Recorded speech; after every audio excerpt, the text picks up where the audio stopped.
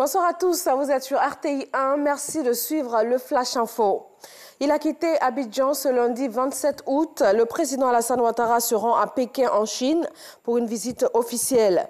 Le chef de l'État ivoirien va également participer au sommet sino-africain sur le thème « Construire une communauté de destin Chine-Afrique encore plus solide pour une coopération gagnant-gagnant ». Au cours de ce sommet, le chef de l'État va participer à un dialogue de haut niveau entre les dirigeants chinois et africains et les représentants des entreprises industrielles et commerciales. Le président Alassane Ouattara va également prendre part à la 6e conférence des entrepreneurs chinois et africains avant de regagner Abidjan le mercredi 5 septembre 2018. Les épreuves orales du brevet de technicien supérieur BTS ont démarré ce lundi. 44 000 candidats sont en lice pour les 33 filières concernées. Astou Touré. 44 000 candidats sont en lice pour la session 2018 du brevet de technicien supérieur BTS. Présidé par Saliou Touré, le comité d'organisation de la session 2018 du BTS s'est rendu au centre bureautique de communication et de gestion CBCG à Cocody pour s'enquérir du bon déroulement des examens. Après avoir visité plusieurs centres ce matin, je suis heureux de constater que les choses se passent très bien. Les candidats sont présents, les examinateurs sont là, sont présents depuis 6 heures du matin, on m'a dit. Donc les choses se passent particulièrement bien.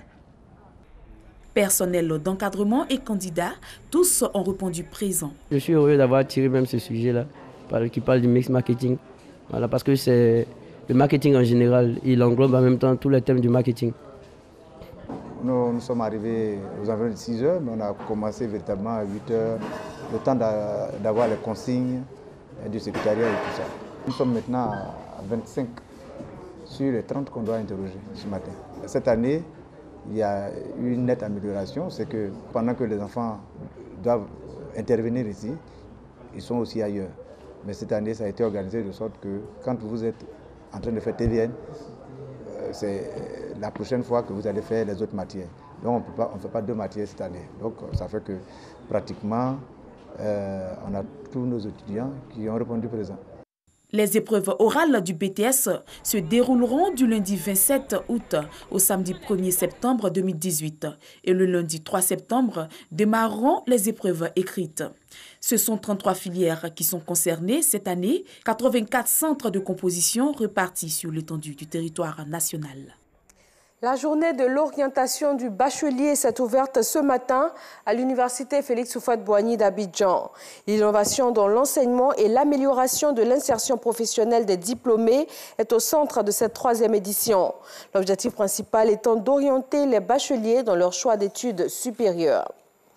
La communauté économique des États d'Afrique de l'Ouest, CEDEAO, et l'Organisation des Nations Unies initient des rencontres autour de la notion de genre en période électorale.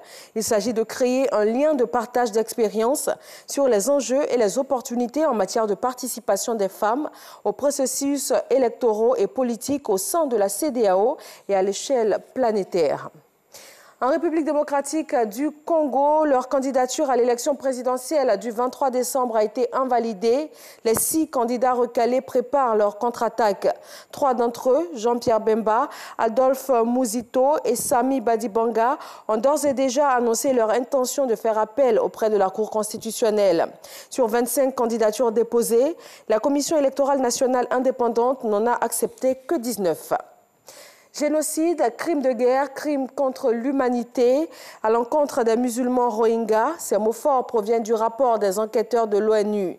Ils demandent à la justice internationale de poursuivre plusieurs hauts gradés de l'armée birmane et recommandent la mise à l'écart du commandant en chef de l'armée. Entre août et décembre 2017, plus de 700 000 musulmans Rohingyas ont fui la Birmanie après une offensive de l'armée. Ils se sont retrouvés au Bangladesh où ils vivent dans d'immenses campements de fortune. Médecins sans frontières parlent de 10 000 morts. Il est rentré d'Irlande au terme d'une visite de 2 jours où il a demandé pardon à toutes les victimes d'agressions sexuelles. Le pape François s'est prononcé sur les enfants homosexuels dans l'avion qui le ramenait de Dublin. Il a recommandé la psychiatrie lorsque les parents décèlent leur penchant dès le plus jeune âge. Et ces propos créent la polémique dans le monde, notamment chez les associations LGBT. Voilà, merci de nous avoir suivis. Nous vous donnons rendez-vous pour le journal de 20h et tout à l'heure, l'info régionale sur RTI 1.